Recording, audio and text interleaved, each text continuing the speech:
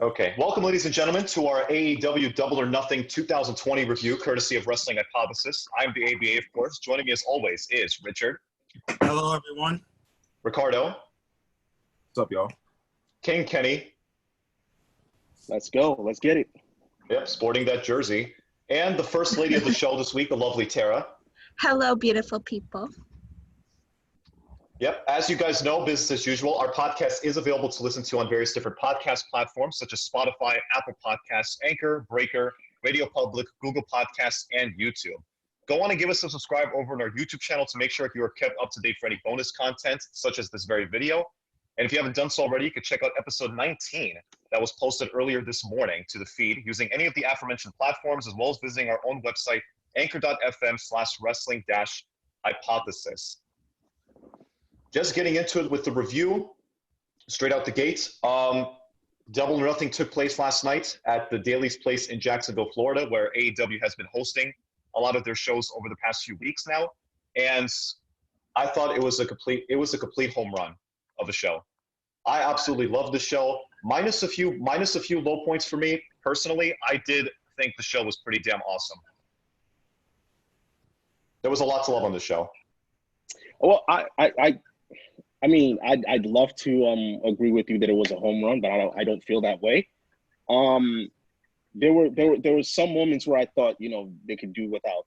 And clearly, maybe that goes for most shows. And this one, I don't think it was even their best show, not by a long shot. But there's just one moment, man, like one moment that we all know what this moment is. That just took over the old show, and that was the last match that went on. Yeah, I agree with Kenny. It was a good show. It was a good show. Not from top to bottom, but it was a very good show. Very, very solid. I enjoyed it. Was mostly consistent, yeah. Yeah, but it was good. It was a good solid. It was very solid. So, yeah, that's pretty much it. I mean, I'm not disappointed. Like, it's hard to put AEW with disappointed. Like, I knew it was going to be like a good show at the very least. But I agree, like the main event was the most amazing event. Yeah, I agree with everyone here as well. There were some bits and pieces that didn't really need to be needed, but overall it was a good show, especially for the main event as well. Yeah, that main event really did carry a lot of weight going into this event. It was pretty much like make or break. That main event just predicated on the basis of how good the show would be after when it was all said and done. But before we get into that main event, of course, we first kick things off with the Casino Ladder match, featuring 9 participants in the match. Now, how they booked this going in was pretty damn unique, I should say, because as instead of having all the participants start the match in the ring, as there were time intervals for each participant to enter the match one at a time. Something you would see for the Royal Rumble and the Elimination Chamber matches for WWE. So this was a unique spin and take on the ladder match, and it was a nice touch. First 2 participants were Frankie Kazarian and Scorpio Sky, both members of SCU. So you knew there was always going to be reluctance on both of them to hurt the other. They ran out the ring to start the match to retrieve some ladders. They came back in, then decided to shove the ladders out of the ring just for them to have a little tune-up, feeling each other out. They were both taken out when number 3 came out, Kip Sabian, with the always gorgeous Penelope Ford. As he was coming in, Jimmy Havoc sneaks up from behind Kazarian and Sky and rams them with the ladder to help Kip Sabian. Frankie gets retribution by German suplexing Havoc right onto a ladder bridge in the corner. Darby Allin was the next entrant at number 4, runs out to a suicide dive onto Sabian and Havoc. This was insane. So there was a ladder bridge set up on the outside, right by this tall-ass ladder outside. Darby sets up Kazarian on the ladder bridge and takes his skateboard up with him on the ladder and proceeds to dive off with a double foot stomp using the skateboard, but Frankie pulls out at the last second and Darby lands on the ladder bridge. I was scared for his knees and that they didn't break, and I'm just glad that they didn't break, honestly, because that was pretty damn risky, that spot. Number 5 came out. See? Kenny being considerate there. Number 5. Wait, before you continue, Abba. When Darby Allin did that, does anybody remember that TV show with Scarred with skateboarding and shit like that, where they get injured? Yeah, That's I remember. immediately what I thought about Darby Allin. I was like, yo, he better not bust his leg. That's all I'm saying. I was like, just like what Kenny did. Like, Lord have mercy, Jesus Christ. But like, Yeah, like thank God he's okay. yeah, very, very, But very I was- risky from Darby. Yeah, but like, you know, From the angle that they showed it, it looked like he didn't hit anything at all. Right.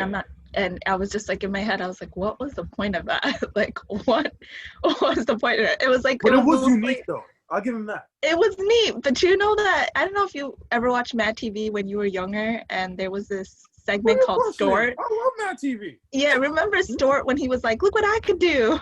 I felt like that's what it was. And I was like, what is the point of this? I feel you. Like, look what I could do. Yeah, it was a nice spot and all, but it was crazy. But honestly, I would have done without it, just for the risk. Just it for him didn't to make not sense. risk any big injuries. Number 5 came out, freshly squeezed Orange Cassidy, who nonchalantly walks out and comes into the ring like he always does. Looks up at the casino chip that everyone is trying to retrieve up top, and tries to reach up with both his hands to get it. Nothing else. We don't deserve Orange Cassidy. Plain and simple. Orange Cassidy is fucking hilarious. One of my favorite parts is when he came out, he went over to the commentary table. Yeah. He said, what do I have to do? Like, what do I have to do to go upstairs to get the chip? And Excalibur and Tony said, get the ladder, climb up the ladder, get the chip, you win the match. And then Tony said, we explained this like over 50 times. He said, oh. So like, so, and then he takes the ladder, puts in the ring. He literally stands on the ladder and then reaches up like he was trying to get the chip. I'm like, son, what are you doing? But he always makes the gimmick that he has very entertaining to the point it makes us really laugh, like the way that this character really is. Yep. Sabian Lunch comes into the ring and lunges at him, but Cassidy ducks nonchalantly again, and Kip rolls to the outside. Colt Cabana comes out at number 6, comes into the ring and shoves Cassidy outside, climbs up the ladder, but SCU comes back in and tips the ladder over to one corner with Cabana still holding the ladder. Cassidy comes back in with some of the most devastating leg kicks you will ever see to SCU. Then drop kicks them both out of the ring before doing a kip up with his hands in his pockets the whole time, keep in mind. He does a suicide dive out to them, and out comes number 7, Joey Janela, who was replacing Rey Fenix in this match after Rey Fenix got hurt off that nasty spot we saw on the Go Home show to Dynamite this week. He dove onto Cassidy and SCU from the stage. Luchasaurus, who was number 8 in this match, comes in swinging on everyone with his headbutts and roundhouse kicks. This guy never fails to impress me. Takes Sabian and powerbombs him out of the ring and onto everyone else, wipes them all out. Darby Allin finally comes in the ring after a long period of being out from that earlier spot and does a code red to Luchasaurus from the second rope. Darby is climbing the ladder and looks like he was about to win when our number 9 participant comes out and reveals himself. That's right, it was Taz. No, but seriously, Taz did come out to manage the real number 9 entry, Brian Cage. I know, that was pretty bad. Don't you ever do that again. Wow. No, but seriously, Taz did come out to manage the real number 9 entry, who was Brian Cage after all, and who was finally in AEW after initially going to sign with them a few months back, but injury got in the way. He comes in the ring, tosses Darby Allin around, does a superplex from the apron back to inside the ring on Joey Janela. Dude was a monster throughout this match. He proceeds to climb up the ladder when Orange Cassidy jumps on top of him while Cage is climbing up, and everyone comes in and takes down Cage and proceeds to bury him in ladders outside the ring. Honestly, I wasn't a fan of seeing Orange Cassidy helping out others and trying to bury the guy. Like, the dude effortlessly does everything he can to not do anything. Like, you know, it was just a little nitpick I had there, a problem I had. Action continues. Cassidy with the Superman punch to Kazarian. Him and Sabian run up the ladder. We see Penelope Ford come out to ringside watching on, and Cassidy rids of Kip after shoving him off the ladder right onto another ladder in the corner. At this point, Penelope Ford herself climbs the ladder, but falls right onto Kip. The best friends run in to help Cassidy as Cassidy was being beamed down by Jimmy Havoc. I love this. I love this next spot. So Cassidy and Luchasaurus were staring each other down, and Cassidy was attempting for a chokeslam to this humongous guy. But before he could do anything, Marco Stunt comes in and gets on top of a mini ladder and has his hand around Cassidy's throat. And he and Luchasaurus managed to nail a double chokeslam onto Orange Cassidy. Joey Janela has Cassidy in a fireman's carry on the apron and runs right where the huge token chip was and gives him a huge Death Valley driver right on the chip, a brutal spot in this match. We see Brian Cage, like a monster, pretty much emerge from the pile of ladders they left him in, I should say, and he and Luchasaurus go at it in the ring, ended with Cage powerbombing Luchasaurus right into the ladder in the corner. He sets up the ladder, but Darby Allin comes back in and eats the old Steiner pile driver for his troubles. I've always loved that move. Taz comes back out at this point, and Cage does this gorilla press slam on Darby, who is laid out on a ladder, and proceeds to just toss him outside the ring and takes him out completely. Cage then climbs the ladder and pulls down the token chip, and Brian Cage is the winner of the Casino Ladder match and is getting that future shot at the AEW World Championship. This match was all action. It was pure craziness. Everyone put in the work. Everyone deserves kudos for making this match what it was. Yeah, they deserve kudos. But I didn't like this match one bit. I mean, Really? it was just a clusterfuck. It was a clusterfuck, and at that juncture, at some point in this match, I thought, you know what, fuck it, why not just throw everyone on the roster in this match, because that's what it looked like. It literally looked like everyone was coming to interfere in a match they had no business being part of. And if we criticize WWE for doing some of the same shit, I gotta be fair here and just lay it out like I see it. Call it out, call it out like I see it. And that was one thing that I didn't like about this match. And I also didn't like the fact that Brian Cage came out and won this match, because quite frankly, I don't know if you guys know this, but no one actually gives a shit about Brian Cage. He might be great, he might be good or anything like that, but he hasn't put in his dues to challenge for Moxley's title. And I didn't see the reason why he needed to win this match. I just think that you could have done something for somebody else in this match to put them over the top and make us care more about that individual, rather than just have somebody that had zero fights, and he's already challenging for the world title. It makes no sense to me. I agree with you. I agree with you everything we just said, but my point right here, what I'm about to say, is mostly based on what Kenny's saying, because it was the ladder match started off strong, but turned out to be WWE-esque, right? It was similar to what WWE did, like whenever they have their particular ladder matches or clusterfucks in a match. So it was like very WWE-oriented type of style match, which made the match nosedive in terms of us fans like connecting to the match or how we see it. And it turned like Brian Cage won the match as a rookie in AEW. But I still think it should have went to Darby Allin, who needs it more, in my personal opinion, because like dude has been like in the back of the bus, just waiting for his chance. But like they gave it to Brian Cage. The only thing I like about what they're doing to Brian Cage is that they gave Taz as his mouthpiece. That's the only thing I like about, because Taz knows how to talk. That was a great choice for him to pick Taz as his manager, as his mouthpiece. I'm like, okay, this is gonna work, because everybody knows how he was in ECW, WWE, especially in WWE, because as a commentator, that nigga was hilarious. And in TNA. And he knows how to play a heel great. Really, really well. And could put over people. Exactly. He could put over people. But other than that, I'm mad that Brian Cage got the chip, but it is what it is. We will have to see what happens, but I'm with Kenny on this. The whole ladder match was a clusterfuck. WWE style. I actually liked how they did the ladder match, only because like this is I just felt like with the amount of participants that they had, it was interesting to see like who's gonna come out and you know, how they went about that. It was cool. For the amount of people that I had, I didn't like. It's kind of hard not to view a match like it, like view a match like that more organized. I think that was bound to happen.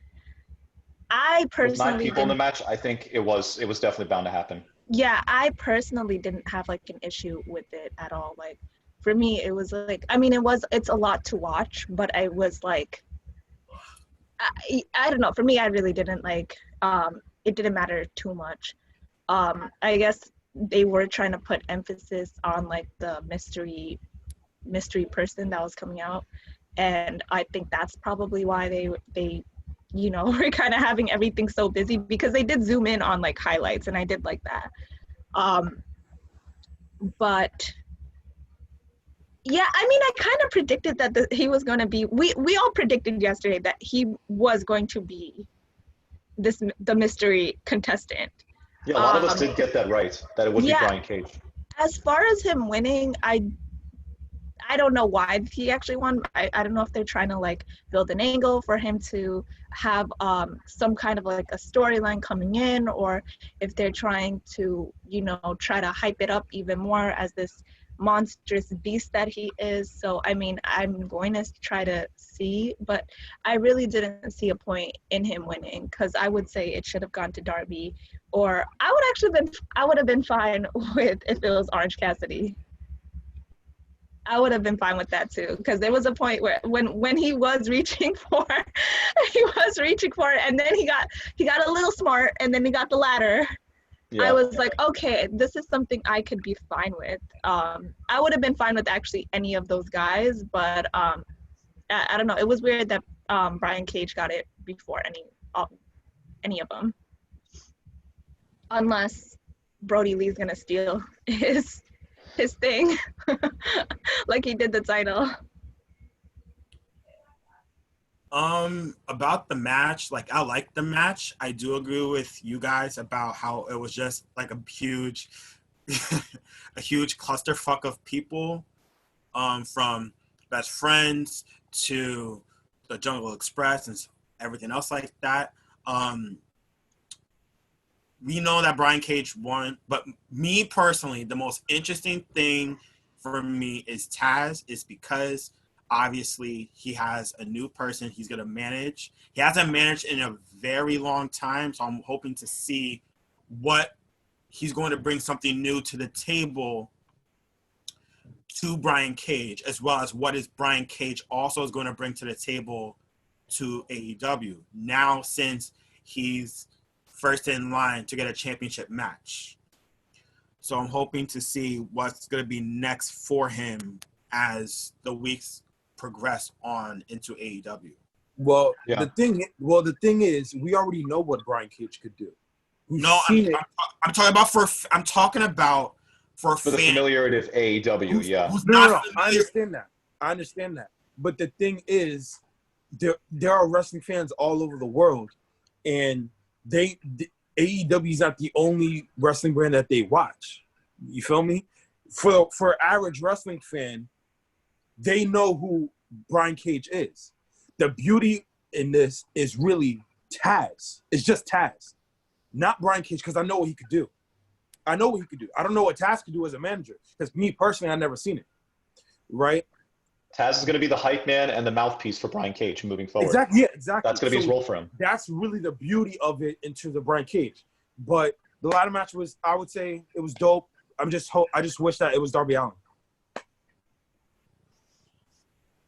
Yeah, I mean, I agree with your sentiments of what Kenny said about the match being very WWE-esque, getting into that territory, and how they book things with their matches, with their multi-man matches, and how they end up being giant clusterfucks. But I didn't think it really deterred all that much from the overall match, and at least my enjoyment of it. And as for Brian Cage winning, I think, listen, they got him strong straight out the gate. They made us watch it. Watch what you say. What do you mean? Come on, man, guys. I mean, let's be serious. Brian Cage. Really? What the fuck did he do? He got himself a future world title opportunity. No. I understand that. He was at the right place at the right time. But what has he done to deserve this world title? Right. He's gonna get Right. Brody No. Lee to steal it from him. I know what you're saying. But Look, the thing is, I think you're going to have to. If that's what you're cool with, right? If that's what you're cool with, then Braun staring at a title and getting a title shot should not be a problem. It's weird because Bobby, you can't explain that. It was kind of like a Braun booking. Remember when Braun Strowman was first introduced, and he was just like this powerhouse that just comes through, and like they're booking him like he's this unstoppable monster. And am I supposed to believe that Brian Cage has deserves a title shot more than the Murder Hawk or Wardlow or yes. or this guy, what's his name? Brody Lee. Well, he just got a title shot. So, but at least Brody did something. You know what I mean? Like, and he's gonna do something again where he's just gonna steal. I'm telling you. Look, he ingratiated himself. And listen, not for nothing, he looked fucking great last night. But we're gonna get to that. We're gonna get to that. But my main point is this, man. There are levels to this, okay? And Brian Cage didn't go through those levels. Right. If this is supposed to be a new league, if this is supposed to be a new era of wrestling, why the fuck is this happening? You tell me that wins and losses matter, right? Absolutely. Okay. Brian Cage was 0-0. He had no wins. Zero wins. And he got a world title shot. Well, in all fairness, I think it's going to be interesting to see him in this. Well, I guess it is going to be interesting to see Taz in this role, as Ricardo did say. And I guess we're going to just have to see. I don't know. It's like I refuse to believe that this is going to. They have something planned for this. Like they would never just randomly give it up like that. Well, of course. Listen. With all due respect to Brian Cage, he may be The Rock 2.0. He may be Brock Lesnar, 2.0. Like, I don't know. He may be great. He may be the greatest AEW wrestler we have ever seen up to this point, right? That's not my problem. My problem is his merit, is his accolades, his accomplishments. What the hell has he done to warrant? Like, if I'm a fan, and I'm watching and I'm basing, your credentials on what you're getting, right, and the results that you're putting out there, I need to see something. I need to see that your resume matches the position that you're in. You tell me that wins and losses matter. Okay, great. Show me.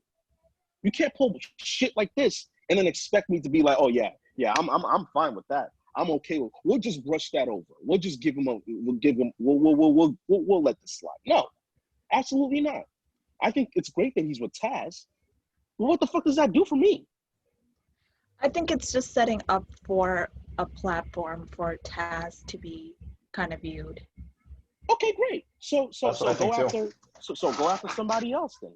Go after somebody that has a name like I don't know, Cody. I was gonna say that Cody. If that ladder match was for a title opportunity and they were able to pick and choose the title, I would have said the smart choice would have been after Cody because he's not ready to go after the AEW World Title because he has no cachet or anything to back anything up that he has said since he debuted on AEW. Well, I mean, he doesn't have to necessarily cash it in like right away. I don't like. He can hold on to that for a while. So hold up. But that's what I'm saying. That's what I'm saying. But we just heard that he's cashing. Well, he's cashing it in that Fighter Fest, right? Fighter Fest. That's like in a few months. Wait, how long? Richard, when is that shit? They didn't announce the date of Fighter Fest. They just announced the match. That might be like September-ish. No, because I think it's early. So I think it'll be pretty early. It's early. Most likely, it's going to be June. most likely. June. See, that's next. That's Yeah. next. What? Because That's a week away. because Most think likely. about it. Hold on. Think about it. Last year, Fyter Fest was the next pay-per-view after Double or Nothing, right? And that was just a few short weeks after Double or Nothing, Yeah. like 4, maybe 5 weeks at most. Mhm. Yeah. So, They do so it- the no, 'cause I was thinking the timetable quarterly. seems right. No. Fyter Fest was way early. Fyter Yeah, Fest it is like a was way B-rated early. pay-per-view. And plus, also, you have to remember, All Out this year is in September, so you have a 3-month gap. So you need Yeah. That's right. shows within that time span. So Fyter Fest, or right after, either Fyter Fest or Fight for the Fallen would have been the perfect shows to have that match. Right. Yeah. Like, Damn, I don't know. I was really holding out for this one. But you know what? It you doesn't make tried. That's sense. okay. But no, it doesn't make sense to have Moxley lose the title right now. No, it doesn't. But It I doesn't mean, at all. we're obviously So gonna get to that who later. else? But So like, you know what I mean? Like, even if he's gonna Darby, lose. if He's Darby, going to lose. if Darby did win, he can't That's take fine. another. He can't take another loss. Yes, he from can. Moxley. Yes, he can. Yes, you know he why can. he can take He can. another loss? Yes, he You know can. why he can take another loss? Because Darby, we listen. Darby is that man. He's that dude, right? And we respect Darby, but Darby ain't world title material yet. Okay, Yeah. these are growing pains. Okay, Yeah. all right. But they're The- probably trying to build him up to be someone that you'd want to see as with Right, the title. Right. But And They did I the same think- thing with you- Daniel Bryan. But not- we all not of a us world title. fans, we currently view him as the chaser, and he's successfully filling that role. So Uh-huh. Yeah, but And then to besides- like get another title shot and then lose, yeah, but the thing is, I always say this: timing is everything. It's not his time yet. As we and see that's him probably why they didn't give it to him. But guess what? Is it Brian Cage's time yet? No. exactly. It's not But Brian Brian Cage's Cage time. could take He's the gonna fall, lose. and it wouldn't It- be as bad for him to like lose a title shot. That's a cop out, and you know it. You know it. Like Yeah. it's a easy way to just say that since Brian Cage has no accolades, you know, he can take the fall and people won't look at him and say, yeah, you've had the history of losing against a champion. And that's great and all, but he doesn't deserve to be in that position. Well, I'm sorry. I'm just trying to like think on why they would give it to him, because I mean, if Fyter Fest is literally next month, I would I say mean, who's better to take a fall? Like, you can't have Who's someone better lose to take again. a fall? Who's better to take? Let me ask. Hold up, Rich. She asked a question. Let me answer it. Anybody else in that match other than Darby Allin and Brian Cage? to Agreed. end it here, towards Tara's question, why, like, you know how this Wednesday is gonna be built up to a big show. We're gonna see, like, going back to what Tara said, why did Brian Cage was picked to win? We're gonna hear from Taz himself about why Brian Cage was the perfect choice to win. So that first segment that we're going to get between Brian Cage and Taz this coming Wednesday, right, is going to show why Brian Cage was the perfect choice from Taz's perspective as a manager of why he. Wait, hold on. So you expect me to believe, right, that Taz would be objective to saying the right thing? Like, what can he possibly say, right, that would make this thing I can't listen. make sense? I can't give you the answer to that. That's why I'm saying we have to wait until Wednesday. But even okay. Well, let me put this out there then. Even if he says that this is the second coming of Stone Cold Steve Austin, it still wouldn't make sense. Exactly. It's still like it still wouldn't make sense because he Because doesn't have the cachet. He doesn't have the cachet, bro. Because the thing is, it came out. The bottom line of this, it came out of nowhere. It literally came out of nowhere. It's like, you know what it's like saying? It's like saying this. Like, I need a final person. I pick a random guy in the street. He comes in and he wins. You like, what the fuck? You like, what the hell? It makes absolutely no sense. Well, the thing with AEW is they're very big on storytelling, so I'm going to give them the benefit of the doubt and see where they kind of take it. Because, like, Same. there's And always only then I can really criticize it. Like, yeah. that's what I'm saying. Like, we'll see what will happen later on from I'm Wednesday not gonna knock it, but all yeah. the way. Listen, Fighter it doesn't. It don't matter. I'll say this and I'll leave it at that. It doesn't matter what Brian Cage turns into. If he turns into an all-time great, if he turns into the greatest superstar we have ever seen, it doesn't matter. My position on this will forever stand because of what he has yet to do. Period. Yeah, I'm with Kenny on this one. All right, fine. We had MGF against Jungle Boy right after this crazy ladder match. Not the craziest storyline heading into this pay-per-view. If anything else, it really seemed out of the blue that these two were feuding. But they did the best they could. Jungle Boy hits a few suicide dives and a big plancha to the outside. Back in the ring, he nails this great Canadian Destroyer on MJF, who nailed a last-second super kick before going down. They were on the ring apron, and Jungle Boy nails this inverted Frankensteiner on MJF on the apron. You know, the hardest part of the ring, as WWE so loves to tell us all the time. But that was a nasty spot. They were both on the second rope now, and Jungle Boy nails a sit-out powerbomb to MJF. Seemingly out of nowhere, though, MJF gets a roll-up and held on and gets the pin. Just like that, MJF wins the bout. Great. I thought it was a great display of what the future holds for AEW with these two talents, and they had a very good match here. I hope MJF's next journey gets him into the AEW World Title mix, but we'll see. I love this match. I love everything about this match, man. It was great from start to finish. And correct me if I'm wrong. Did MJF seem to get better in the ring? Like, what the? Also, too, this is probably my favorite, the best match I've seen him in so far. Like, what the hell happened? Like, his first match back on Dynamite, he was fucking gold. And then this match, it looked like MJF actually got way better in the ring. Yeah, made good use of his time away, I guess.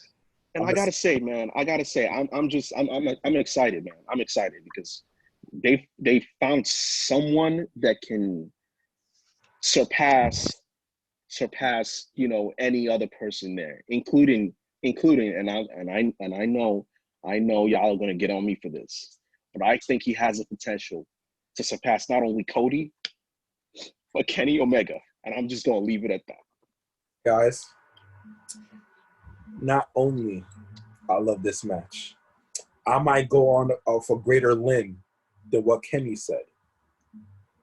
Kenny said MJF might have the potential to be better than Cody and Kenny Omega. Ladies and gentlemen, as a heel, I think MJF will be a better heel than Ric Flair. Because, let me explain. You better. Ricardo, explain, and then I'll prove to you why you're wrong. Go ahead. You're so wrong. Hold up. Because what I saw in that match yesterday, right? What I saw in that match yesterday, based off like the Ric Flair earned their nickname the dirtiest player in the game. That's what I immediately saw in MJF. Immediately, I saw that in MJF in terms of his heel tactics, the way he moves around in the ring and stuff like that, his heel tendencies. I'm like, this reminds me of Ric Flair. I immediately thought of Ric Flair in that match, right? In terms of on the mic, remember his promo, I think it was either a week or 2 weeks ago, that illustrious promo that on his way back to the ring, that he mentioned by name the legends that he said himself that he was going after. He did say Ric Flair, he did say Roddy Piper, and he did say The Rock.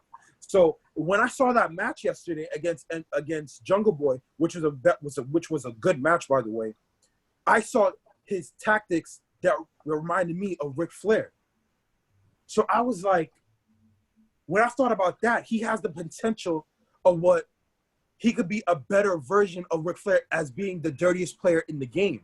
So as he keeps this up, this road that he has right now, I could possibly see that in the future. You done? Yeah, I'm done.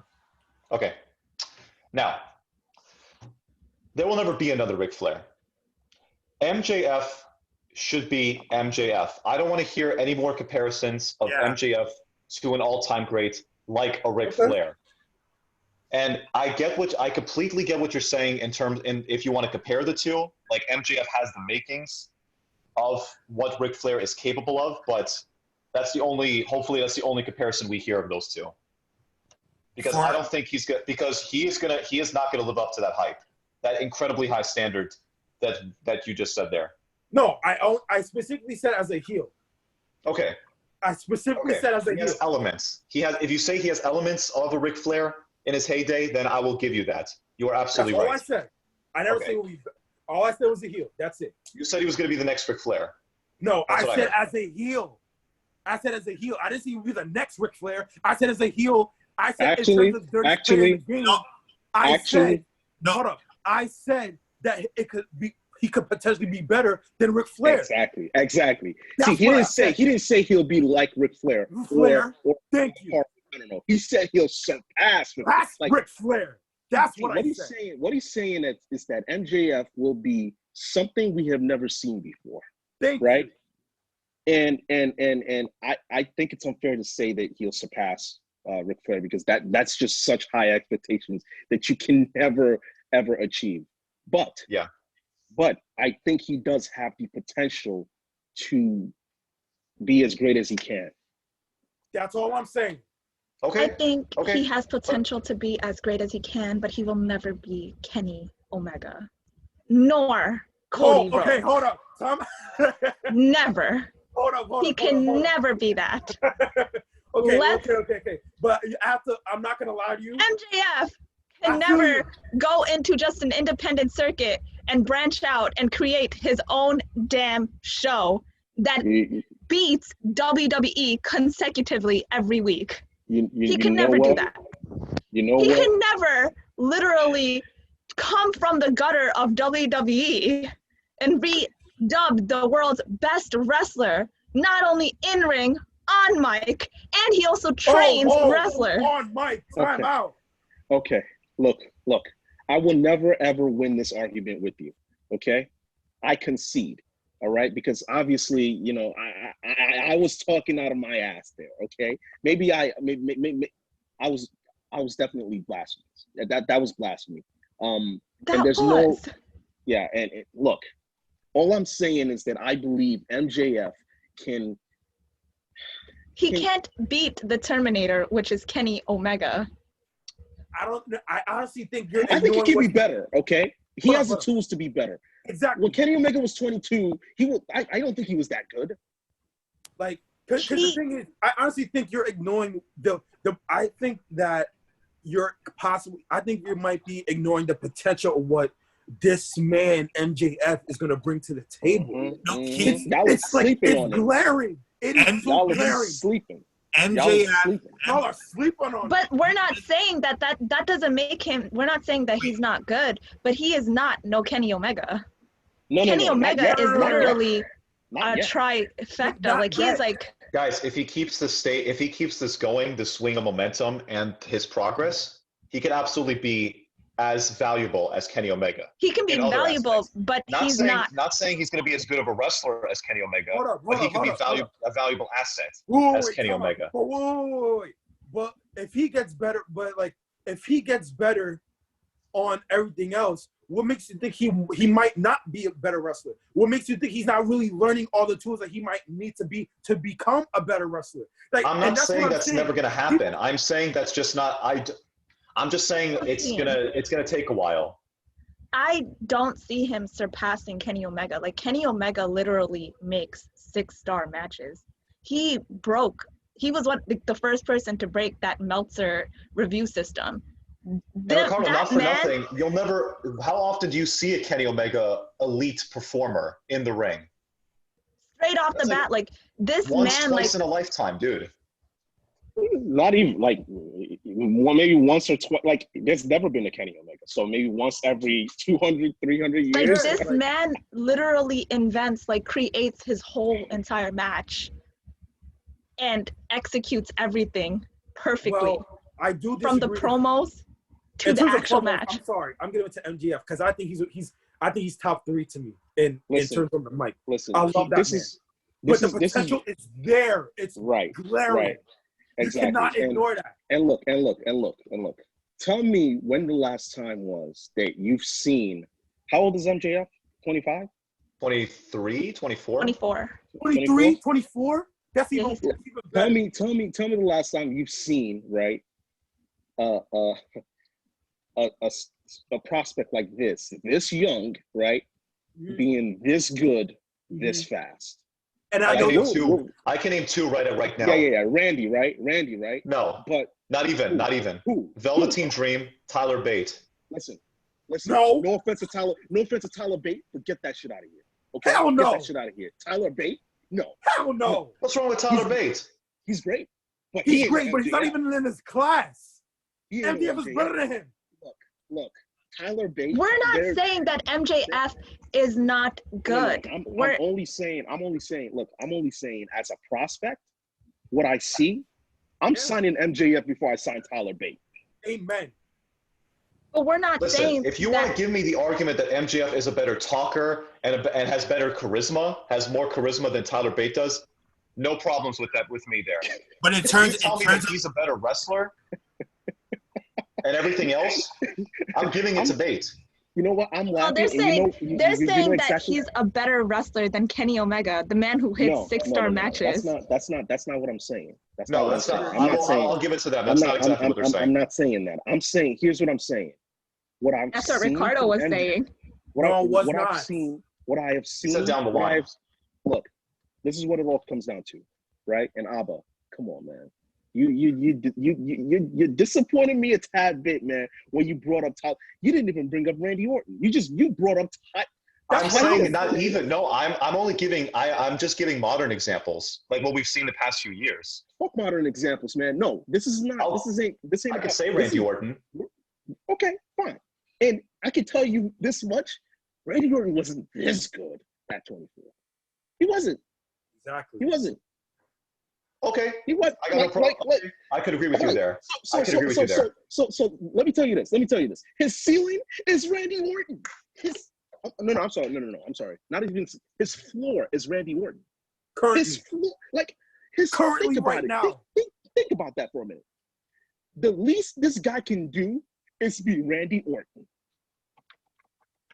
And what is his ceiling? Exactly. It's why? The sky's the limit for MJF. Exactly. No one is denying that. No one is denying that.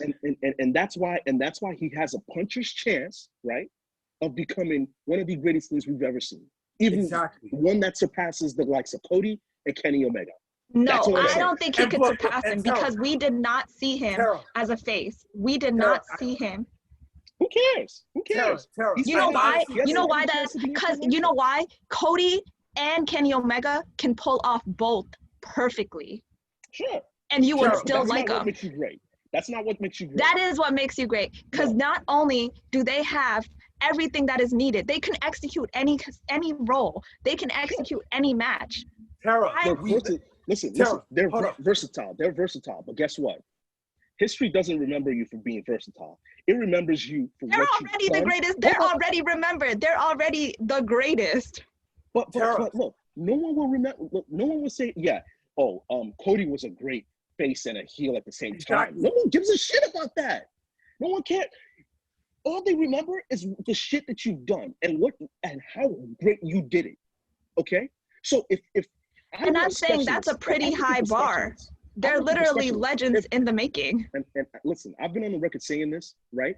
If you give me a guy that could be a good heel and a good face, right? And you give me a guy that could be a bad face, but an all-time great heel, I'll take the all-time great heel every time. You know why? Exactly. It's better being it's been a generalist. But what you're not understanding is that Cody Rhodes and Kenny Omega have already done that. They're already great. They are up here. They're not here. They're not there. They're up here. But listen to me.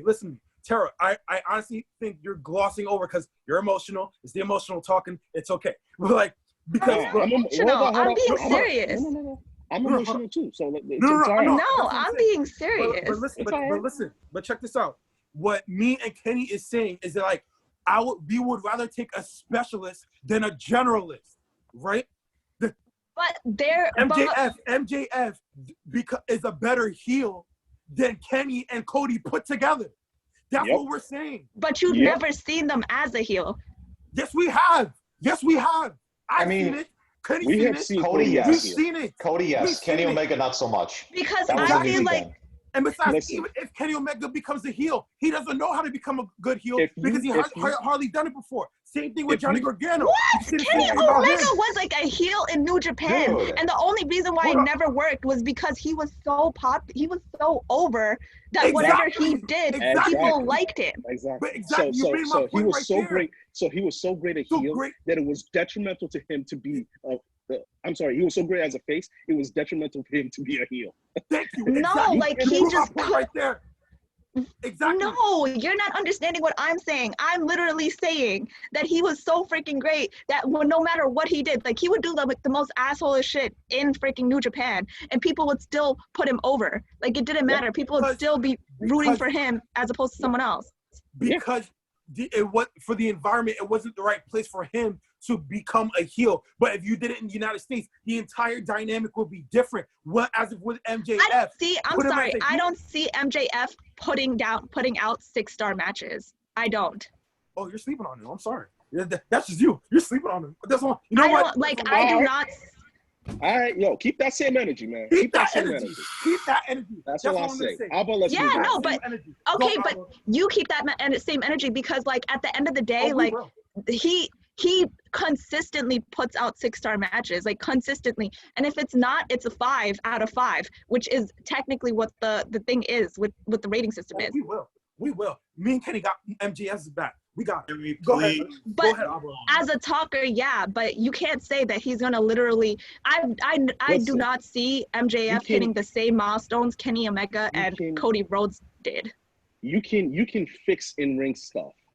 You can't teach promo. You can't teach that level of mentality. You can't. There's been a lot of talkers, but that doesn't make them a Kenny Omega or a Cody Rhodes. You're right. It makes them good, but it doesn't make them a Kenny Omega or Cody Rhodes. Oh yeah? Or right? All right, guess what?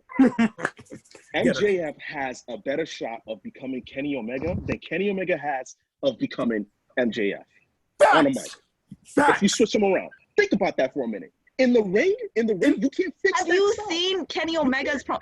Kenny Omega literally creates his promos. Yeah, sure. But it ain't MJF. I don't think you guys know the extent of Kenny Omega or Cody Rhodes. I'm gonna just leave it at that because I don't think you guys understand. Guys, we need to move on. We do, and not for nothing, Richard here is bored out of his freaking mind. Because How can you be bored? How can you be bored if you're a wrestling fan of that conversation? How can you? He'd rather we just move on. Okay. Big MJF whoop, ain't a 6-star. Get over it. We have our energy. Our energy has been sapped into this one segment. Entertainment. I'm not saying it isn't. It's just we need to save the energy for other matches. Speaking of which, Cody against Lance Archer, with Mike Tyson presenting the winner with the AEW TNT Championship. It was shown all over social media right before the event that the design of the TNT title was leaked. And I'm kind of indifferent, honestly, to how it looks. I know it's not the finished product of the design, but my early thoughts are I don't overly love it, but I don't hate it either. It's whatever. Mike Tyson walks out to ringside holding the title, and we see Lance Archer, as he always does, march out dragging another bum and tosses him inside the ring and gives him a huge choke slam. You know, this is nothing new for Archer. This has been his shtick ever since coming to the AEW promotion. And Mike Tyson had this great expression that just sold the massacre that Lance gave this guy. I thought it was a great touch. Cody comes out and the match begins, but before anything else, Lance nails his finish onto Cody straight out of the gate, but he smartly rolls out of the ring to prevent a pin. Cody tries to strike Archer multiple times, but Archer was unfazed by the offense. Cody started pulling his hair as an advantage, and as Cody was coming off the ropes for a springboard cutter, Lance just pounces him to oblivion and takes him down. They brawl on the outside. Archer choke slams Cody, who was right on top of the barricade, back into ringside. Lance showing off his athleticism with a nice moonsault from the top rope onto Cody. Cody finally takes Archer down, but not long after Lance gorilla presses Cody and tosses him outside the ring on ringside from one corner. That was insane. Real insane. Arn Anderson comes out to ringside of this at one point in support of Cody, who makes a big comeback in the match, nails a DDT on Archer. Lance is on the second rope at one corner when Cody springboards into the ring and hits a cutter from up there onto Archer. Rhodes hits the final cut, his brother's Dustin's finish, followed by the crossroads for a near fall. Anderson pulls Lance off the ropes as he was going for an old school, and Cody nails a reverse suplex on Lance from the second rope. We see another referee from the back come to ringside and tell the referee officiating the match what Arn did, which was interfere, and Arn was kicked out of ringside. We see Jake the Snake Roberts emerge with a bag to ringside, presumably with a snake in it. But before he could do anything, else, Mike Tyson emerges from the side and takes off his shirt, still looking big, and scares off Roberts. Back in the ring, Cody hits 2 more crossroads and pins Archer and wins the inaugural TNT Championship. Tyson presents the belt to him. Pyro goes off. Huge win here. Most of us said in the predictions that Cody pretty much needed this win more so than Archer did because of the growing pains and the struggle that Rhodes has shown us for a long while now. From losing to Jericho, not getting another world title opportunity, and losing to MJF at the last pay-per-view event, not to mention having his brother and his own wife humiliated by Archer and Jake the past few weeks. I have no issues with the outcome here. I saw a lot of people on social media crapping on this finish and having Archer lose in his first big match, but I think he'll be fine, honestly. I have no problem with him losing here. Yeah, he'll be fine. He'll be fine. There's really nothing to worry about the Murder Hawk with. However, this match was not necessarily a good match. You could argue it was a fine match, but that'd be reaching a bit. It's not the best match Cody's had. It's not the best he's looked. And I'm not sure what it was with this match, but I never really got into it. So it just left a lot to be desired. However, the outcome was the outcome. The outcome was the right one. The right person won, and that's the only good thing I can say about this match. Yeah, you guys know I chose Lance Archer to win this match, but clearly I was wrong that Cody won this match. But there was something about this match that it felt off. I don't know what it was because in this match it was going up and down. It was going up and down. It was low key. It was at first it was going up and then it went down. It was very stellar. It was very stellar. And as the match went on, you could tell that Lance was running out a few moves. He didn't have he barely had any more moves to work with Cody Rhodes. And with Cody, I thought he would be more aggressive into the match because I thought he would use the aspect of Brandy Rose with the snake with her with that mindset you did something to my wife and stuff. That sort of aspect. I wish he had be more aggressive in the match, but it turned out it was really stellar. It was but hey, Cody Rhodes won the match. It is what it is. He's TNT Championship. In terms of the belt design, I don't care about it. All I can say is it's just clean, but it's not even finished yet, bro. Oh, see, there you go. It's not finished yet, but it's just clean. But it is what it is. I predicted Cody winning, but yeah, I would say it wasn't one of his best matches. But it was okay. Yeah, it was okay. What?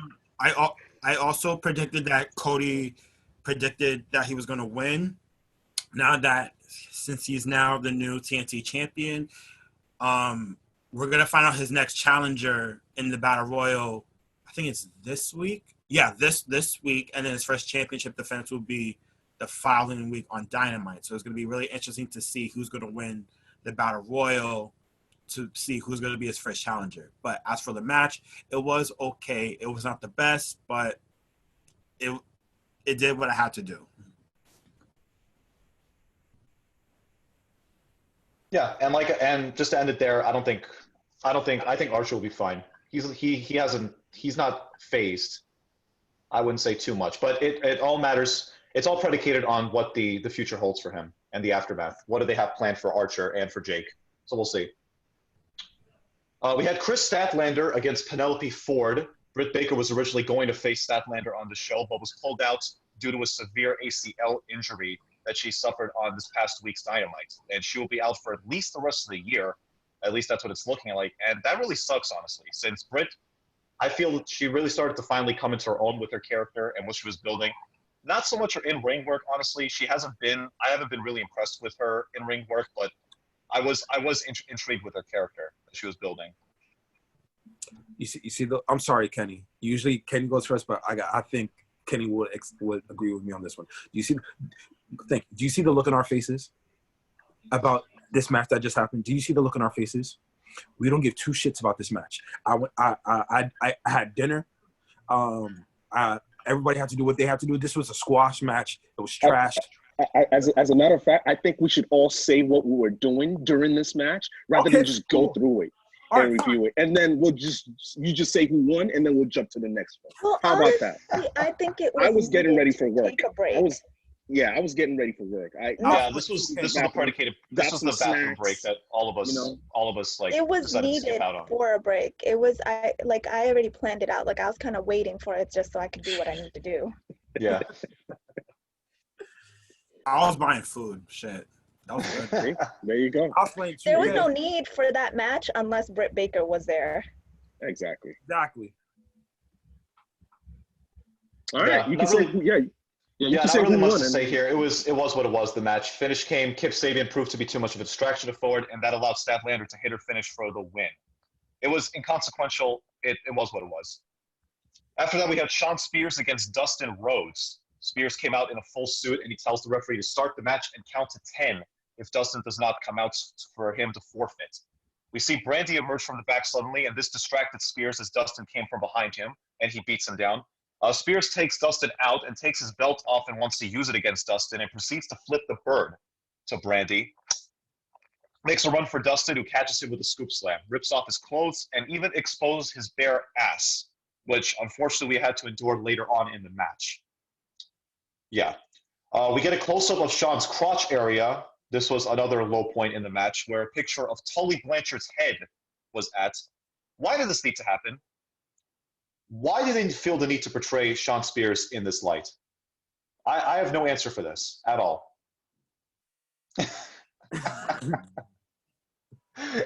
Kenny's just losing it. Dude, your mic's off. We can barely hear you. No, I just thought it was a beautiful thing, man. You know what this reminds me of? Some shit that the E will do, man. And that's exactly what this is, man. Like he left the E, came to AEW, and then did the same shit. Like the grass. Exactly. This is always a good reminder that the grass isn't always greener on the other side, right? Yeah. I mean, I got nothing to say about this match, man. Nothing. I got nothing to say about this match, but I'm asking all y'all a question. Would you say that Shawn Spears? Well, we all agree. No question. Shawn Spears got worse in AEW than he was in WWE.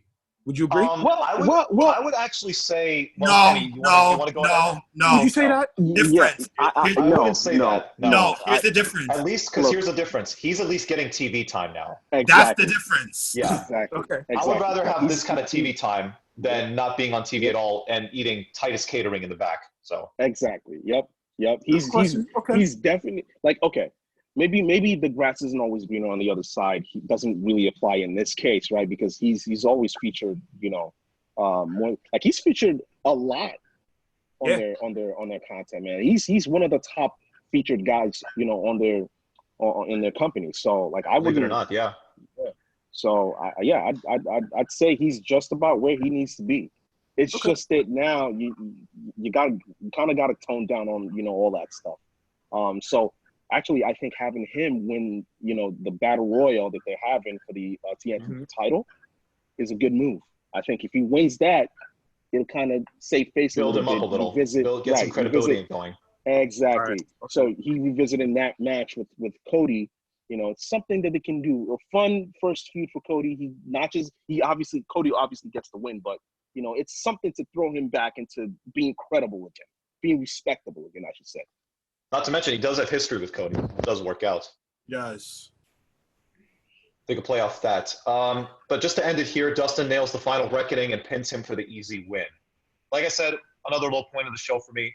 I was really just starting to tune out watching this portion of the show. But I'm glad to say that at least it did pick up at least somewhat with the next match, which was Hikaru Shida against Nyla Rose in a no count-out, no disqualification match for the AEW Women's Championship. Right before the match, they showed a graphic of Hana Kimura and her recent tragedy, only 22 years old. We touched on that in the show yesterday. And to just go over it quickly, anyone listening to this, be nice to people. And if you have nothing nice to say at all, just don't say anything. I like that they outlined that at that show. I did too, yeah. I'm glad they did that. Well needed. Yeah, it was such a sweet message that they sent. And it was like you said, it was a well-needed message. And they shout out to Shad too. Yeah, they did. But to get to the match here, Nyla comes out with her kendo stick. Nyla takes control early on in this match. They're on the outside, and Rose lifts Shida up and just drops her onto a table over at ringside. They brawl all over ringside using some chairs, taking each other down on the huge poker chip props they have lying around in the venue. Shida nails her running knee strike to Nyla on the outside, who fell right by a poker chip and goes down with it. Hikaru nails some kendo stick shots onto Rose in the ring, hits a suplex on top of the kendo stick. Nyla introduces a table into the match and just powerbombs Shida right onto it, and it breaks in the corner. Shida hits a nice super falcon arrow on Nyla from the top rope for a close near fall. Shida with another kendo stick shot to Nyla, who falls, followed by another knee strike, and that was all she wrote as Shida pins Nyla Rose and wins the Women's Championship. Listen, despite us being adamant that Nyla Rose retained this match, as she has been on quite a roll lately as champion and has been great in the ring and as a presence on television, I can't say I'm too upset that she lost to Hikaru Shida, who I'm also a big fan of. If there was anyone, like I said earlier, if there was anyone she should have dropped the title to, it would have been Hikaru. Just I wouldn't have done it so early.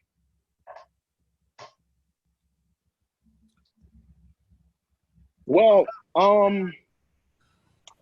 believe it or not, I had Nyla winning this match, but believe it or not, I actually think they made the right decision here. You think so? Yeah. And to be quite honest with you, because think about it. Think about it for a minute. Nyla has been off TV for a really lengthy period of time, right? And Hikaru Shida has been dominating everyone. Like she's been the face of the women's division in the company so far. So even with Baker being there, Hikaru Shida was the best female performer in that division. So for me personally, I think the right woman won, man, hands down. Like I love this decision. I'm glad I was wrong. And I'm looking forward to Hikaru Shida tearing shit up in that division. Yeah, it should be interesting. Can't wait. Yeah, Something to look forward to. I'm happy that she won as well. I was more intrigued about the chemistry that her and Nyla Rose had in that match. I was like, these two could work together pretty well. I wouldn't mind if they fought each other again for the title. I wouldn't mind it at all because it was that dope. Like it was because like now what we saw yesterday now is that it's slowly in the women's division. Obviously, it's slowly beginning to like find its grasps in terms of rivals and the rivalries and the chemistry. That's what they truly missed in the women's division. It was the chemistry. That's what they truly needed. We found two females in Nyla Rose and Shida and fighting against each other for AEW Women's Title, and it worked. And the match was entertaining. I never stepped on the match. It was never bored, never a dull moment in that match. It was fire. It was perfect. Whenever Nyla Rose comes back, maybe if she's doing another quarantine, whatever, and fight Shida again for the title, I would have no problem with it. But for her winning the AEW World Women's Title, no issues with it. I'm glad she won it. Hopefully every female in the back learned something from this match in terms of chemistry, and hopefully everything works out. Yeah, I mean, honestly, I feel it's crazy because I was going with Nyla too, but like honestly, I was surprisingly really happy with the results as well. Sheeta really did her thing, and it was really spectacular to see her because like I felt like she was the competitor we were kind of looking for, but we kind of doubted.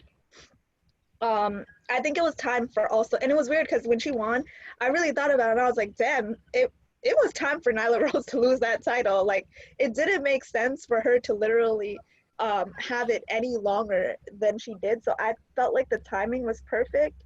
Um, if she keeps executing her moves like how she did last night, I think that AEW has hope for their women's roster.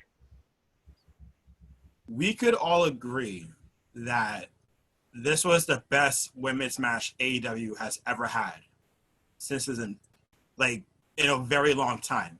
Because it was to me, I could be wrong, but to me, this was the first women's match I was like truly invested in from beginning to end. Usually back then, they will just have women come together with no build, just have a match, and then that's it. This one had build. This one had great chemistry between the two females. And at the end of the day, it was a great match. The right Oh, woman. I want to add to something what you said. They also you could tell that match was like a tribute to the girl that passed away. What's her name again? Hana Kimura. Hana Kimura. It was like a tribute match. You could tell, right? Based on how Sheeta was fighting. So that's what pretty much that made the match even better. Like it was a tribute match to her. So that's just me. Yeah, and I think they outlined it too. Like today's like a great day for her because she won the title, but it's also like sad because her friend died. But like I thought that was pretty dope. That was pretty dope Yeah, alignment. she knew Kimura personally, right? No, she did. She did. They wrestled She did. together Okay. back in Japan. They did. Okay. And like now, since she's now the new champion, now we get to see what's next for her. Right? Exactly. What's And next for her now since she's champion? Who's gonna be the first woman to step up in the women's division, besides Nyla Rose, of course? Who's gonna be the next woman to step up to face her? And another thing, although you forgot to mention this about Britt Baker, she said herself that she's gonna show up on Wednesday to give us an update on her injury, because they also did say in the show that it wasn't too serious. Okay. So hopefully there's good news to that. But yeah, it's gonna be really interesting to see what's gonna be next for the new women's champion.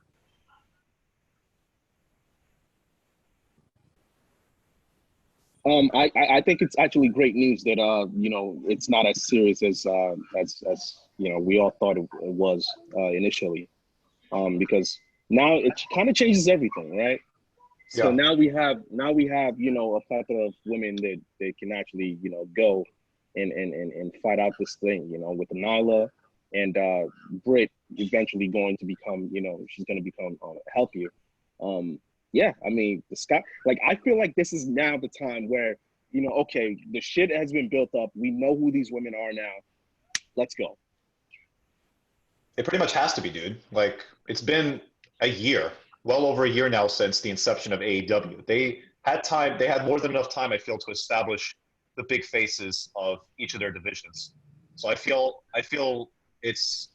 we'll have to wait and see, of course, but I feel like they did a very adequate job building up certain people like Baker, Rose, and Sheeta. But we got to see like who else steps out from the pack. We had Jon Moxley against Brody Lee for the AEW World Championship. They actually had a line of people in the ring blocking out Moxley and Brody from going at it before the bell rang and the match began, which I thought was interesting. As soon as the match started, they all scurried off. Can't say I blame them there.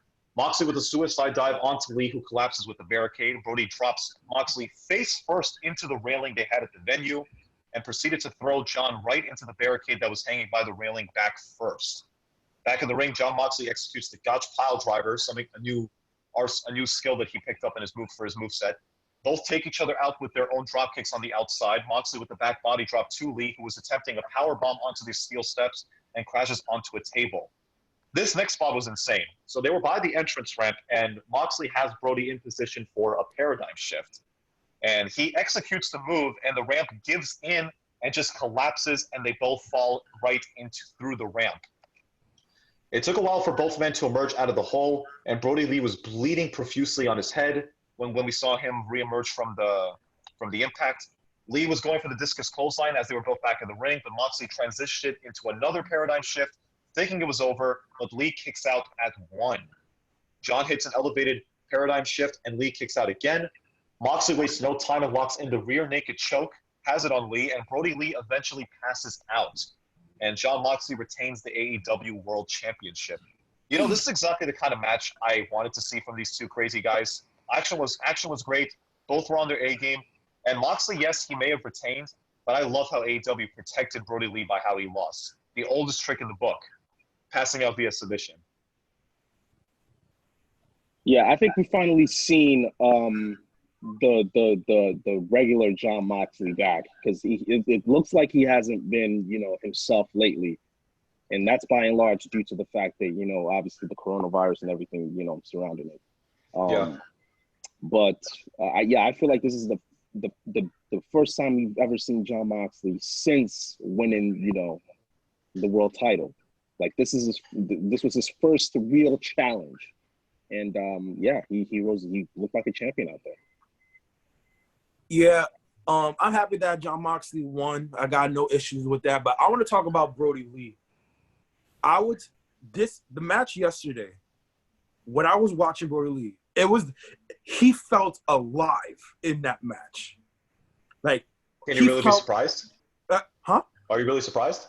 I mean, no, obviously not. But I'm talking about like the way he was wrestling. He felt like, honestly, for the first time. I'm talking about in a legitimate match. Like, he felt alive in that match, that he didn't have to cater no more to the bullshit, that like he felt like he was being taken seriously in AEW, and now as a big main event star in AEW, the way he carries himself, I'm pretty confident he's gonna have many more AEW title matches, or soon to be AEW champion sooner or later. We'll never know. But like, I'm very happy. I'm really honestly happy for Brody Lee. But the match was really insane. The match was dope. It was very solid. It had hard bumps and everything. I enjoyed the match. My only thing is, I just wish there would have been a little bit longer and a little bit like near fall after near fall, like to make it a legitimate more of a match. And plus, because it would elevate the status of Brody Lee and John Moxley. But it's okay. But other than that, the match was solid. In my opinion, one, the commentators were funny as hell. But two, I felt like, Moxley aside, Brody Lee did so well that even though he lost, he still looks pretty good. And even if he, like, honestly, he did so well, I wouldn't have even been mad if he had won the title. Like, I really would not have been mad. Like, he did so freaking well. And it's crazy because, like, you know, like, you saw a little bit of his potential in the E, but, like, to really see him, like, unchanged and unhinged, like, it was crazy. Like, you didn't even think that, like, he could do what he can do. And to see him grow even more, it's like, damn, this guy's going to be someone great. Like, he's going to be a good champion. For me, I wasn't mad about this match one bit. I do agree with Ricardo that it looked like he came alive, stuff like that. They did the old school way of protecting him, and you could legitimately say that this ride could definitely continue because, like they say, yes, he passed out, but through all heel talks, you could say like, oh, I didn't really, you didn't actually beat me 1v1, shit like that. So this rivalry could possibly continue into the next couple of weeks. But this definitely protected Brody. John Moxley retained in a really good match. And nobody was the definite loser in all of this. Honestly, and this is my last thought, I hope they don't continue this feud. Because the next time that Brody meets Moxley, it should be Brody winning. Yeah, I don't see how I agree with that. you can put Brody through that and not have him win the second time around. No, Yeah. absolutely not. So I hope they take a break from that and revisit it at a later date while Moxley fights Brian Cage and he goes through the through the motions. But yeah, I just don't feel like right now he should be losing to Jon Moxley again. Yeah. Like I said, Brody Lee is championship material from that match that he put on last night. I see every bit of him dominating as a champ. Yeah, we were pretty worried about him initially when he first came into AEW, and just wondering, does he still have the passion and the drive to be better in a new promotion? Does he still have the drive to be better in pro wrestling? Because we thought that he probably fell out of love with it after his experience in WWE, which has happened in the past to numerous stars like CM Punk and AJ Lee. So, and we were just hoping that Harper, of all people, or not Harper, that's his shitty name, Brody Lee.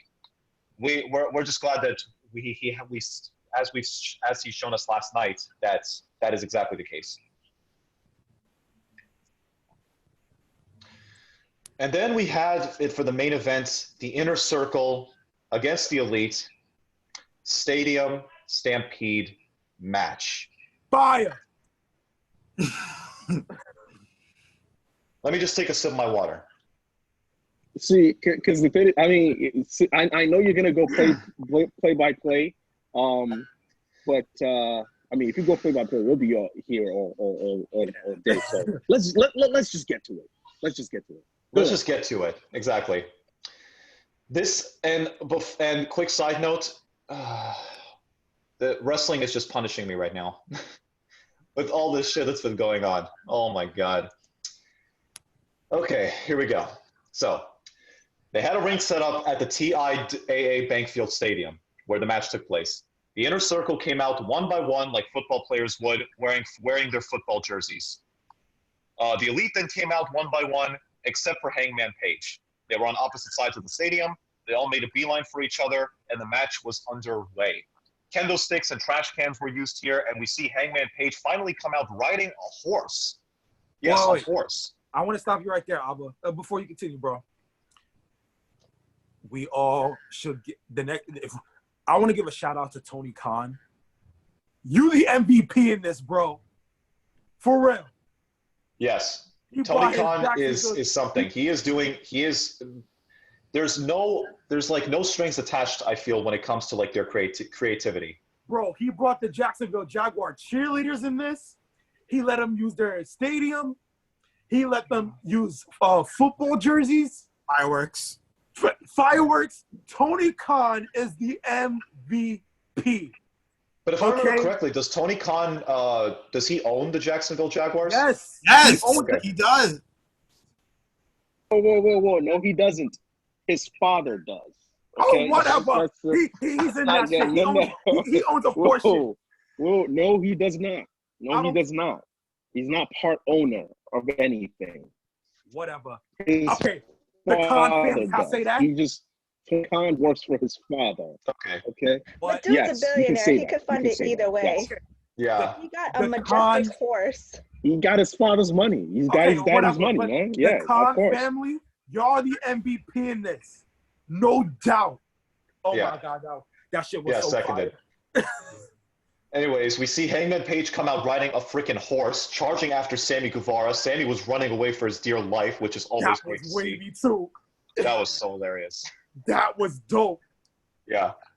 Action spills into the ring. Sammy runs back in the ring, misses a shooting star press to Matt Hardy, but does eventually hit the move on the outside to wipe out everyone else. And side note, he was barely caught by anybody. I'm glad he really didn't hurt himself there. The Young Bucks set up a ladder, and Matt Jackson climbs the ladder and gets on top of the goalpost that was there and dives off with a moonsault onto Jericho and Sammy.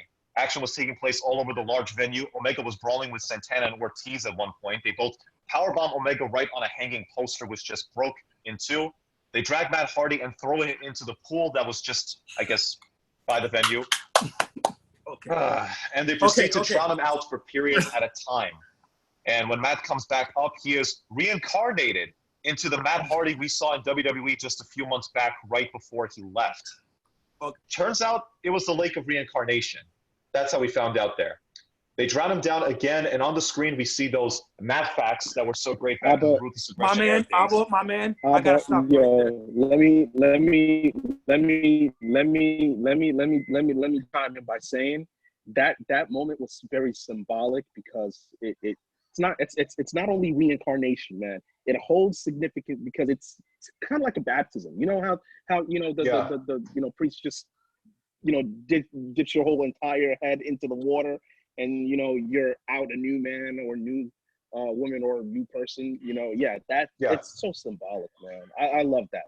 To me, that was my favorite part of the whole match. Agreed. I loved it. That was so dope. And like you saw him today, you saw his Matt Hardy version 1, which is I'm not gonna lie to you, that's personally my favorite because that shit is fucking hilarious.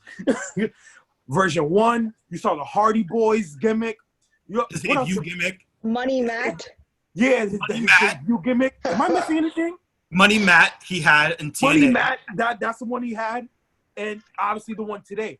It was so fucking creative. I loved it. Oh, but also Pride and Powerful had to give it a little bit of credit too because they really played along with it. How Santana, was it Ortiz or Santana? I don't know who said it. Like, yo, I can't swim. I'm like, nigga, it's only 3 feet of water. What are you talking about? Like, there's only 3 feet of water. Get it. That was so fantastic. That was funny. That was really funny. Yo, it dead ass felt like a real New York moment, man. Exactly. Right? They're so New York. That shit was hilarious. Yeah, they're representing us. They're representing us over here pretty well. They're our niggas. I was like, oh my God, this is like so New York. And it was so funny because they were literally drowning in this 3 feet of water. Sure. That shit was funny, man. I love that too, man. I love that every second of it. That was great. I just loved at one point during the whole ordeal that Santana and Ortiz, they were drowning Matt in the water. As the Matt facts were popping up on the screen, they actually acknowledged it, which I thought was pretty hilarious. Yeah. Yeah, so they drown him down again and leave the pool, and Matt reemerges as Broken Hardy, how he started off the match with that gimmick. He puts them both through a table and proceeds to ring the huge bell that was in the area right by Ortiz, who was shaken from the loud bell ring. He ties him up in a chair using duct tape and places Santana into an ice machine over in the back. Hold on. That bell scene was fucking jokes. That was funny as fuck. When he rang the bell, the nigga looked like he had a seizure. But like that nigga was fucking hilarious. Yo, my son Ortiz, that man knows how to act, man. Yo, every time he knows how to sell. Right. Everyone should take a lesson from Ortiz. Okay, everybody gotta take notes. Yeah, that man he's the shit. Yeah, Ortiz is like second to none in facial expressions. And you got to give credit to Jericho. He knows the right niggas how to sell. I'm giving him credit to Jericho. Yeah, but just to continue on here, we see Jake Hager wandering in the back and comes across the horse that Hangman Page was riding earlier, but Page is nowhere to be found. He wanders off. We see Page actually at the stadium bar drinking away some beer, and Hager approaches him. And instead of just attacking him, he sits by Page at the bar, and they start small talking, which was amusing. Before Page finally goes up and attacks him. Hager throws Page around, slams him into the billiards table, and slides him at the bar where all the drinks fell. Omega appears and smashes a beer bottle into Hager's face, who was just unfazed. He does it again, and Hangman Page uses Omega's body to hit the buckshot lariat onto Jake Hager, who goes over the bar. Hangman then pours some milk into a glass, and they have a drink together, which I thought was hilarious. Back in the open field, Jericho took down the Young Bucks and uses a megaphone to shout at Nick that he should have stayed home and never came back. Before Nick gets up and takes him down, Chris throws Nick into the mouth of the fake head of the Jaguar that they had just over there. This was jokes. We then see the team's mascot, Jackson DeVille, I believe that's the name of the mascot, taunting Jericho, and proceeds to just nail the Judas effect onto the mascot to wipe him out. That was funny. Yeah. That was funny. Yeah, there was no shortage of great moments like that here. Continuing on, Matt starts dancing after taking down Sammy and super kicks the referee, Rick Knox, who has had history with the Young Bucks in the indie scene over the years. So I actually did like the callback there. If anyone's familiar with the Young Bucks and Rick Knox's history over at PWG, not Lucha Underground, PWG, and all other wrestling promotions. So I thought that was nice. Matt lays Jericho on a table, and Nick proceeded to run off the rafters and the steps over the railing and onto Jericho, takes him out, which I thought was insane. Paige then comes back with a lawnmower and goes over Chris's body and sprays a straight line all over Jericho. When they did, when me and Richard saw that, we said at the same time, it was like they rolled over his nuts. They divided the line right there. But what you honestly, which I found really, really funny, what you glossed over, Kenny would know where I'm going with this. When Jericho pinned Matt Hardy, challenged the pin, which was fucking jokes to me. That's a football reference for people that don't watch football. That was so funny. And then and what I actually loved about what AEW, we went over the replay. They saw the pin. They go to the tent, and he actually kicked out at 2. Yo, he says you're a shitty referee. Oh my god! I was dying when I heard that. I was gonna bring that up. That was hilarious. I was crying. That was, oh my lord. He was like, "You're a shitty ref." I was like, guys. I was like, damn. Oh my gosh. Yo, I think my favorite moment has to be the one with Paige and Hager. Yo, that was crazy. It was an epic bar fight. That's the shit you kind of see in the old Western movie, man. It was amazing. That was so dope. I agree. I actually agree with that. I like seeing it only because it literally played on that fact that Hangman Page was going to literally betray them. It was literally playing on everyone's ears because you didn't see him doing anything, and then it was literally Hager so what are you doing here? So it was no, and then Hangman literally attacks him, and then I love that moment. I know the Elite always do some weird stuff where they always come back and friendship, but it's just how they do it is just so good. They're such good storytellers.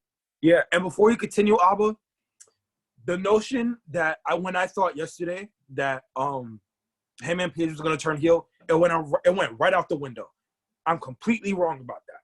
It went right out the window. He could because Kenny made the point yesterday about Hangman Page hates the Inner Circle more than him turning a heel. So it completely validated Kenny's point yesterday, and it eradicated my point that I think of him becoming a heel. That shit went right out the window based on what I saw last night. Just wanted to validate that. Yeah. How the hell did I miss? I'm just so baffled by how I glossed over that spot where Jericho yelled at the referee for being shitty. It was so funny. I'm gonna watch that shit again. I'm not gonna. Yeah, he literally goes into the tent. Yeah, he literally goes into the tent. She's like, "You can't be here. You can't be here." He's like, "I don't give a shit." I was like, "Look at that. Look at that. That was 3. That was 3." And he was like, "You're just such a shitty." He's like, "You're a shitty referee." Yo, that was so. I'm gonna watch that shit again, yo. That was so epic. That was so epic. And the beauty of all of this, y'all, it was not even cinematic. It was perfect. It was not cinematic. It was not cinematic at all. It was right. Exactly. It could have been cinematic, but they didn't make that mistake of it being cinematic. It felt like a real match. It felt like a real fucking match, man. Oh my God. It was just everything. Props to them, yo. Go ahead, Albert. Do your thing, bro. Yeah. Almost done here. Sammy gets sprayed by a sprinkler and pops up back to his feet because he was out for a while, and he foolishly thought that he had won for his team. He was just celebrating, raising his arms up, jumping, yes, I won for the team. And then we see a shot of Kenny Omega and Matt Hardy drive into the stadium shot with the golf cart, Sammy's mortal enemy. Sammy stops. You know it's true. Sammy stops dead in his tracks when he sees the golf cart, and he runs for his life again as they were driving to him, and he manages to actually escape it as he hopped over the railing to get away. but Hardy and Omega follow him. They go at it on top. We then see the newly rechristened Vanguard 1 fly by and distract Sammy, and Omega hits the V-trigger on Guevara and hoists him up for the one-winged angel and dives off the stage right into the crash landing. That was insane. Insane. Oh, go ahead, bro. Yeah, Omega pins Sammy, and he wins for the Elite. All I'm going to say is this. If you've seen this match already, do yourself a favor, watch the match again. You will learn something from it. You will always pick up on something new. All these references that they make, every callback, you won't regret it. You'll always find something fresh about this match. After this is over, I'm gonna watch that match again. That match was entertaining as fuck. And me personally, and this is just me, that scene which you brought up moments ago, Abba, about Sammy Guevara running away from the cart. I think it would have been better if it was Matt Hardy and Kenny Omega on the horse. That would have been epic. I think that would have been mad dope. That's just me, right? If it was on a horse, I think it would have elevated the level. I think it would have been hilarious. I think it would have been epic. I think it would have been much more appealing if it was a horse instead of a golf cart. It would have raised the level. But that match was spectacular. I mean, you don't want to put a horse in harm's way, though. That's my only problem with it. Like, you don't want to put an animal in a spot like that. So I mean, I wouldn't change anything about that. But me saying this was a great match, isn't going to do it justice. So I'm just going to not say anything. Exactly. Me doing my best to explain every single aspect of this match is not going to do it justice ever. So, like I said, if anyone's listening to this, go back and watch the match, even if you've seen it 100 times already. But even the ending was just so good, and that is why Kenny Omega is great. Oh my God! That one-winged angel.